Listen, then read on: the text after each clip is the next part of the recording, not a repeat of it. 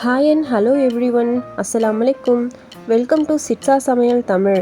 இன்றைக்கி நம்ம சேனலில் நம்ம பார்க்க போகிற ரெசிபி முஸ்லீம் மேரேஜஸில் மட்டன் பிரியாணி கூட சர்வ் பண்ணுற கத்திரிக்காய் கிரேவி எப்படி செய்கிறதுன்னு பார்க்கலாம். பிஃபோர் தட் இன்னும் என் சேனலை நீங்கள் சப்ஸ்கிரைப் பண்ணலைன்னா ப்ளீஸ் சப்ஸ்கிரைப் பண்ணிக்கோங்க. அப்போ தான் நான் எப்போலாம் வீடியோஸ் போடணும் அப்போலாம் நோட்டிஃபிகேஷன் உங்களுக்கு வரும். கத்திரிக்காய் பச்சடி செய்கிறதுக்கு தேவையான இன்க்ரீடியன்ட்ஸ்: 6 கத்திரிக்காய், 2 வெங்காயம் சின்ன சின்னதாக ஸ்லைஸ் பண்ணி எடுத்திருக்கேன், கொஞ்சமாக புளி, கொஞ்சம் கொத்தமல்லி, புதினா, 2 பச்சை மிளகாய், கொஞ்சம் கறிவேப்பிலை, 1 டேபிள் ஸ்பூன் மஞ்சள் தூள், 2 டேபிள் ஸ்பூன் மிளகாய் தூள், 1 டேபிள் ஸ்பூன் சீரகத்தூள், 1 டேபிள் ஸ்பூன் தனியாத்தூள், 2 டேபிள் ஸ்பூன் எள்ளு, 2 டேபிள் ஸ்பூன் வேர்க்கடலை, அரைக்கிறதுக்கு 3 வெங்காயம், 2 தக்காளி. கத்திரிக்காய் கிரேவி நான் இன்னைக்கு குக்கரில் தான் பண்ண போகிறேன். குக்கர் ஹீட் ஆனதும் 4 to 5 டேபிள் ஸ்பூன்ஸ் எண்ணெய் ஆட் பண்ணிக்கலாம். இந்த கிரேவி நல்லெண்ணெயில் செஞ்சால் நல்லாயிருக்கும். அதே மாதிரி எண்ணெய் கொஞ்சம் நிறைய யூஸ் பண்ணால் தான் நல்லாயிருக்கும். 1 ஸ்பூன் கடுகு, உளுத்தம்பருப்பு, 1 ஸ்பூன் மிளகு, 1/2 டேபிள் ஸ்பூன் வெந்தயம், 1 டேபிள் ஸ்பூன் சீரகம் போட்டுக்கலாம். இது நல்லா பொரிஞ்சதுக்கு அப்புறமா கொஞ்சம் கருவேப்பிலை சேர்த்து ஃப்ரை பண்ணிக்கலாம். நெக்ஸ்ட்டு ஒரு ஆனியன் நல்லா சின்னதாக ஸ்லைஸ் பண்ணி சேர்த்துக்கலாம். 5 மினிட்ஸ் இதை நல்லா வதக்கிக்கலாம். வெங்காயம் கோல்டன் கலர் சேஞ்ச் ஆனதும் கட் பண்ணி வச்சுருக்கிற கத்திரிக்காயை சேர்த்துக்கலாம்.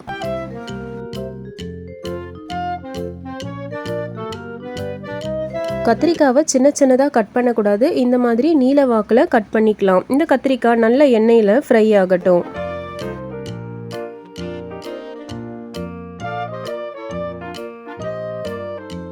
இன்பிட்வீன் கேப்பில் நம்ம அரைக்கிறதுக்கு தேவையான பொருட்களை ரெடி பண்ணிக்கலாம்.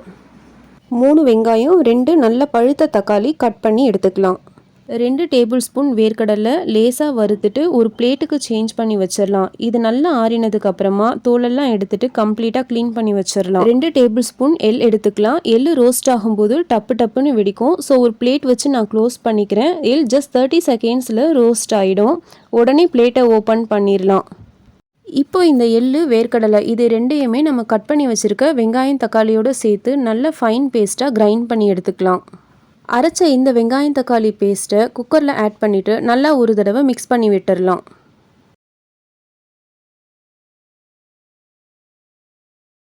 ரெண்டு பச்சை மிளகாய், கொஞ்சமாக கொத்தமல்லி, கொஞ்சம் புதினா இதையும் சேர்த்துட்டு நல்லா ஒரு தடவை மிக்ஸ் பண்ணி விட்டுடலாம். தேவையான அளவு உப்பு ஆட் பண்ணிக்கலாம். நான் 1/2 டேபிள் ஸ்பூன் உப்பு எடுத்திருக்கேன். இப்போது மசாலா பொருட்கள் எல்லாத்தையும் சேர்த்துக்கலாம். 1 tablespoon ginger garlic paste add பண்ணி நல்லா மிக்ஸ் பண்ணி விட்டுக்கலாம். 1/4 டேபிள் ஸ்பூன் மஞ்சள் தூள், 1 டேபிள் ஸ்பூன் சீரகத்தூள், 1 டேபிள் ஸ்பூன் தனியாத்தூள், மிளகாத்தூள் உங்கள் காரத்துக்கேற்ப எடுத்துக்கோங்க. நான் 1/2 டேபிள் ஸ்பூன் மிளகாத்தூள் எடுத்திருக்கேன். இது எல்லாத்தையும் சேர்த்து நல்லா ஒரு தடவை மிக்ஸ் பண்ணி விட்டுக்கலாம். மசாலா பொருட்கள் சேர்த்ததுக்கு அப்புறமா மசாலா ஸ்மெல் போகிற மாதிரி நல்லா ஃப்ரை பண்ணிக்கலாம். பெரிய லெமன் சைஸ் புளி அதை நல்லா கரைச்சி வச்சுருக்கேன், அதையும் சேர்த்துக்கலாம்.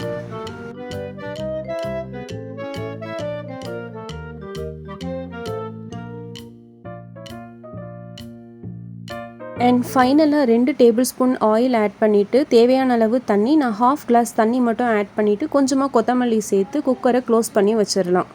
2 விசில் வந்ததும் ஸ்டவ்வை ஆஃப் பண்ணிவிட்டு ப்ரெஷர் ரிலீஸ் ஆனதும் குக்கரை ஓப்பன் பண்ணிக்கலாம்.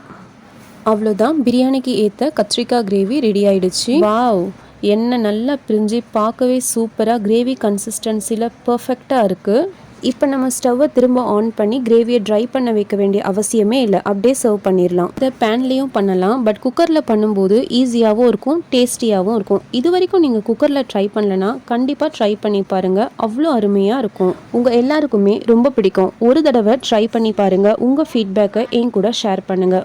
1 kg பிரியாணி செய்கிறோம்னா இந்த அளவு கத்திரிக்காய் கிரேவி சர்வ் பண்ண கரெக்டாக இருக்கும். நிறைய ஆயில் சேர்த்துருக்கிறதுனால சீக்கிரம் கெட்டு போகாது, ஃப்ரிட்ஜில் வச்சும் சாப்பிட்லாம். இந்த ரெசிபி பிடிச்சிருந்தால் லைக் பண்ணுங்கள், உங்கள் ஃப்ரெண்ட்ஸ் அண்ட் ஃபேமிலிக்கும் ஷேர் பண்ணுங்கள். நிறைய பேருக்கு யூஸ்ஃபுல்லாக இருக்கும். Thank you so much.